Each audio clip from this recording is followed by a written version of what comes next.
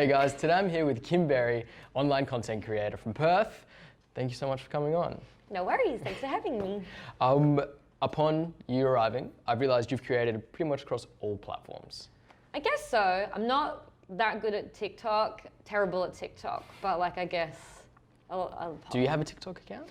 I did. I made one and I've done 3 posts on it and I was like, this is too hard and I'm done. And you're done. I quit. I'm just a consumer. I appreciate the effort everyone goes Yes. through. It's hard to be funny as well. I'm not like a funny person. Original ideas, all like, because TikTok's actually, you kind of just hop on trends. Don't Yeah, you? I have Like no follow through. Yeah, I have Yeah. no consistent follow through, so I'd be terrible at TikTok.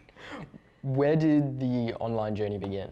I would say Tumblr actually. So I would just post like aesthetic things and like sad poetry and sketches, and then like memes, I guess, and then I posted like one picture of me with like makeup and no makeup, and then that kind of trickled onto my Instagram account. I was like a little late joining Instagram, but that's for me, like I started an Instagram account 8 years ago. I just bashed my microphone, I'm so sorry.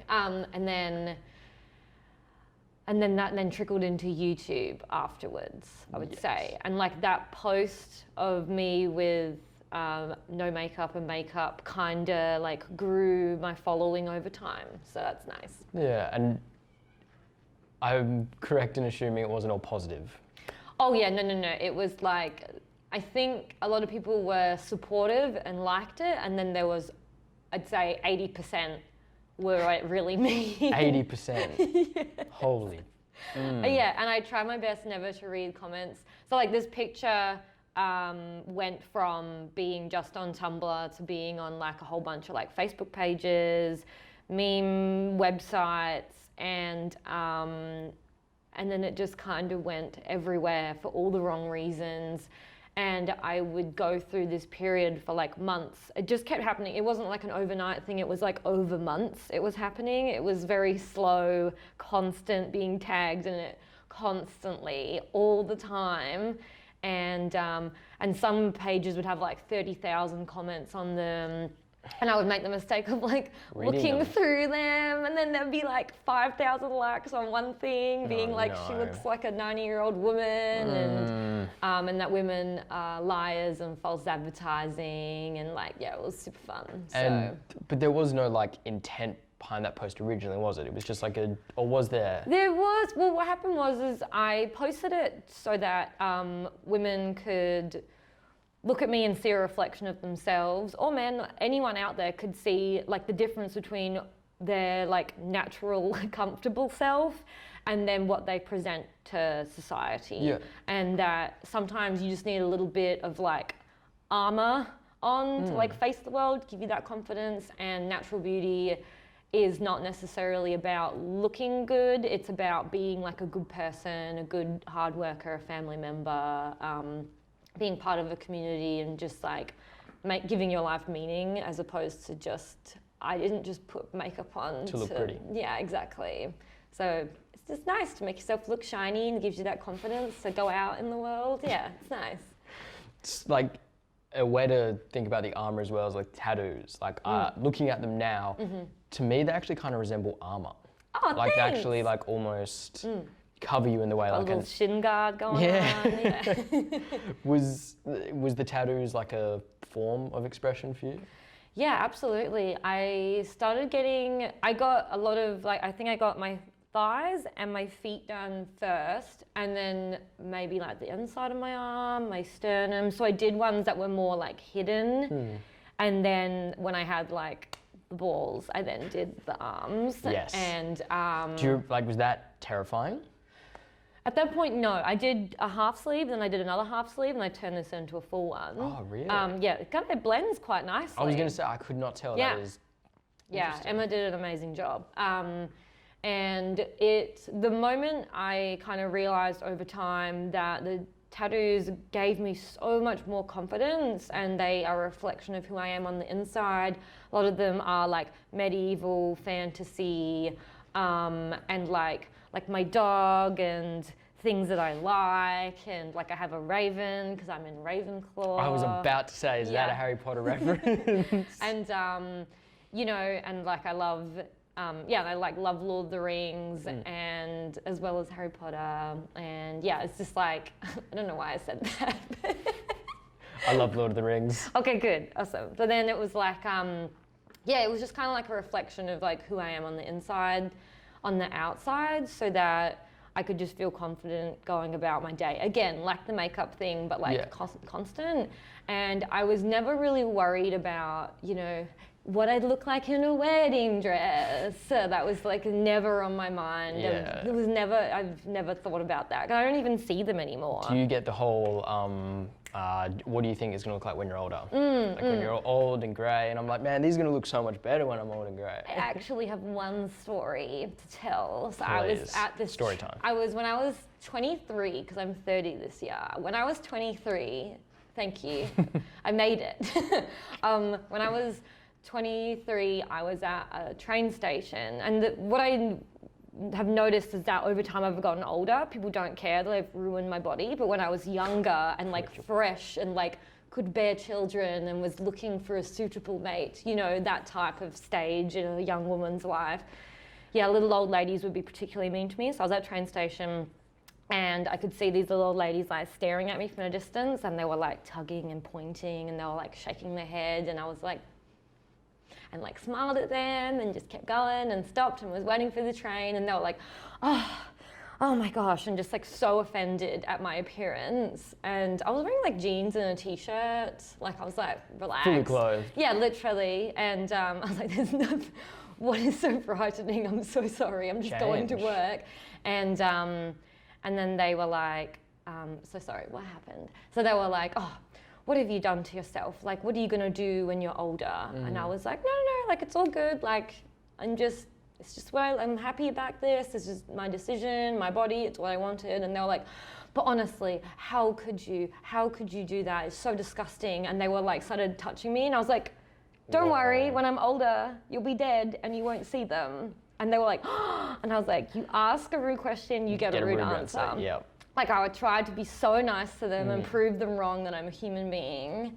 And I think this other time, this like gentleman came up to me when I was at work and was like, if my daughter looked like you, I would never speak to her ever again. And I was like, okay, I feel so bad for your daughter. Like she obviously can't like make her own decisions without you giving her a hard time. Or it was very strange. And I was like, my mum's so proud of me. My mum hated them at first. I hid all of them until I was like 24. 24, yep. I hid them for like 5 years. Holy. Yeah.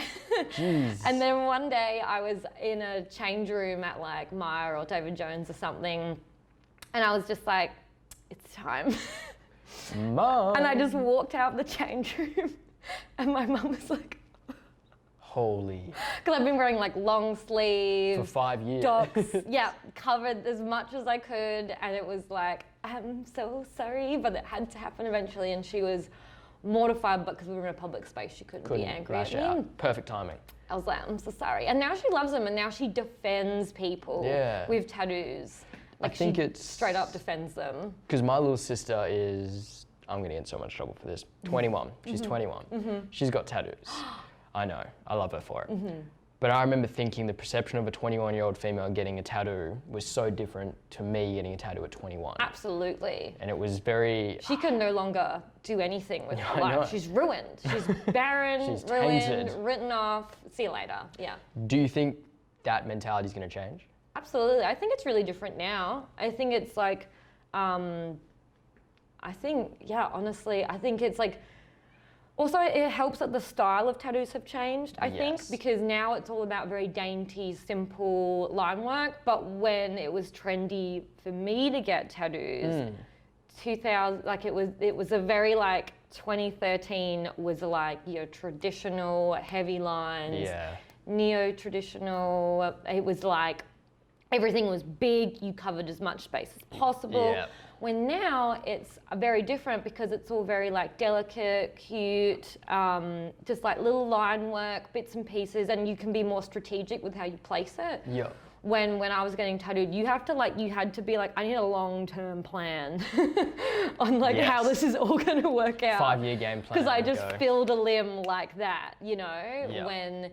when I think it's not so intense for maybe the older generation seeing like younger women getting tattooed because they're just getting like nice little things that would be easier for them to fix in the future. I don't know, maybe that's the thing. I think that's obviously a world that I don't know much about. Obviously being a male, I'm excluded from a lot of the joys that women have to go through. I'm sure you've had some awful things happen. I will never pretend. It's a shame because I reckon all my female friends, sisters, mum, all have a story, something. Oh, yeah. It could be as simple as a train station story, or it could be something like, obviously a lot worse. Yeah.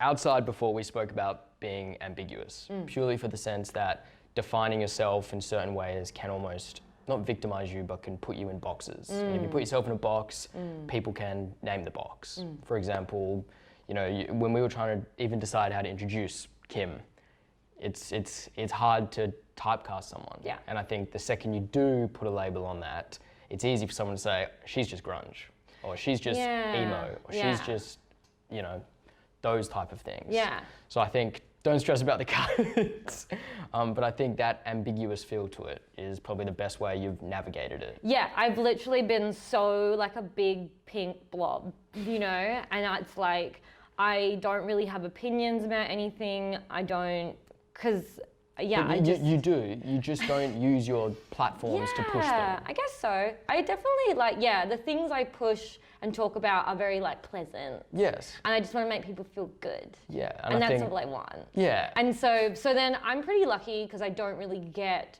too many weirdos or too many. Yeah. Like people definitely find out where I live, and I've had to move house a lot. Serious? Yeah, I've moved house probably like once. I've moved house once a year since I was probably like 20. Because of that reason? Because of the people find me on the internet. How? But they just do. They'll like. Where do you live? They'll do like, people will like find, because you can reverse image search anything on Google. So it's like easy, they can find it. So I don't post pictures of like significant parts of my house on the inside, especially not the outside. But people will like find out where I work and then like follow me home and leave me notes on my car and people do just want to say hi, but it's like super scary. Yeah. And then things like that, I guess. Terrifying. Yeah. Things like that, I guess. That is terrifying. And I don't really post too much like exciting content for anyone to find an excuse. I don't know. How do you, because obviously that's something that some people never experience in their life. How do you stay grounded? Is it like friends? Is it family? Is it working? Is it, is it... Oh yeah, so I have 2 jobs, two day jobs, and they keep me very grounded. Like one of them is like a very grounding job. Like I go there and I work. Yeah, actually one thing that sucks though is at that job recently, someone took a photo of me and then sent it to me. Oh, no. And was like, is this you? You go, nope, not me. And I was like, and they were like, you just look really different. And I'm like, yes, because I look like shit when I'm at work. Like, I don't care what I look like when I'm at work. I'm there to work.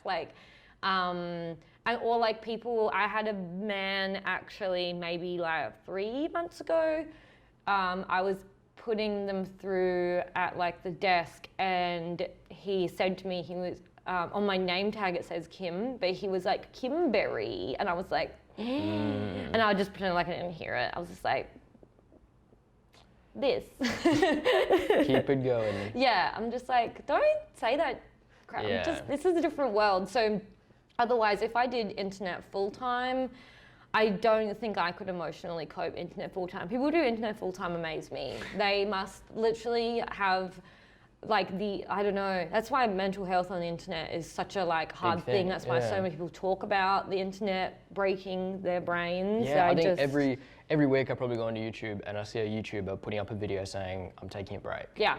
Because it's the demand for it is I even think about David Dobrik, for an example. He's someone I avidly watch.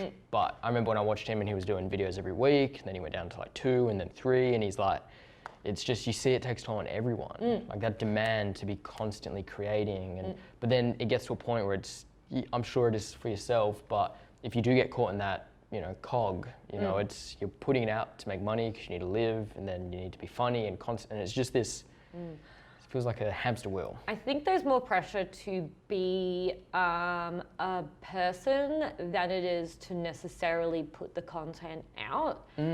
Because if you put something out and you're exhausted, but you're trying to hold it together on camera, then people are like, are you okay? Are you sad? That's what my subscribers do. They're honestly just like, you seem sad. Or like, are you okay? Like, what's happening here? And I'm just like, oh, like I was just tired and over it, but I wanted to do it. Yeah. But Maybe how I nice shouldn't that that's have. the comments though. Yeah, I'm really lucky. So there's more, I think, well, for me, even just on Instagram, because I post like, I try and post on Instagram 4 times a week, and I try and post on YouTube once a week. And then maybe every like 6 months, I'll not post for like a month because I am done. I am like, I am like, no. And do you think that's important for your mental health? Like, do you do that for that reason? Yeah, because I'll be like, I need to just like relax, work, and come home and not have to eat worry food, about. and instead of waking up at 7 and going to bed at 3 a.m. No, for weeks and weeks and weeks straight. Yeah. So I'd rather have like 3 hours off and like watch a movie with my boyfriend. For sure. You know, so that's like the choice I have to make. But it's like a good choice though. Yeah. I'm very lucky. Very, very lucky. Yeah. Okay. And in terms of giving back, because like I said, there's like how I always like to end. I feel like, you know, you've made the choice to almost be part-time online. You know, maybe not even part, like casual even. Yeah, like, literally. I could never. I also like, I don't think I could cope with, I couldn't cope with the idea of, having to support my own business, you know. but you're the business as well. Yeah, you know what I exactly. mean? Yeah, so I'm quite lucky because I don't get many views on my videos, so I maybe like make $1.50 from ads for like 30 hours work. Sick. But then I'll get a sponsored video every now and again, and then I can, you know, I'll get someone to come hang out with me while I film and stuff, which is nice. Yeah. And then that will give me a deadline, and I care more.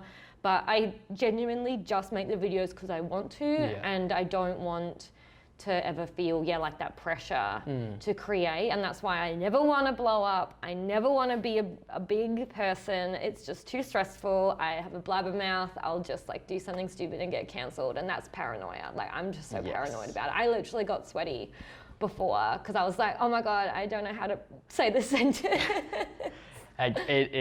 I'm equally on that foot as well. But I think it's you should be aware because you do have a platform, and the last thing you want to do is like say something that could affect. Exactly, yeah. Like that's literally my worst nightmare is like hurting people's feelings. Yeah. Because I've had my feelings hurt a lot, and it sucks. No bueno. No, it's not fun, and so I'd never want to hurt anyone's feelings. So. What would you say then to someone who does want to be full time? Someone who does want to be, you know, blow up. You know, would you give them any warnings or any advice or?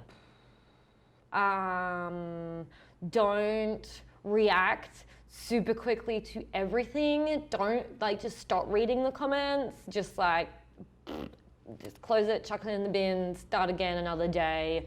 Go to the beach, go do something, get away from the internet. Like, do not just sit inside on your laptop reading comments.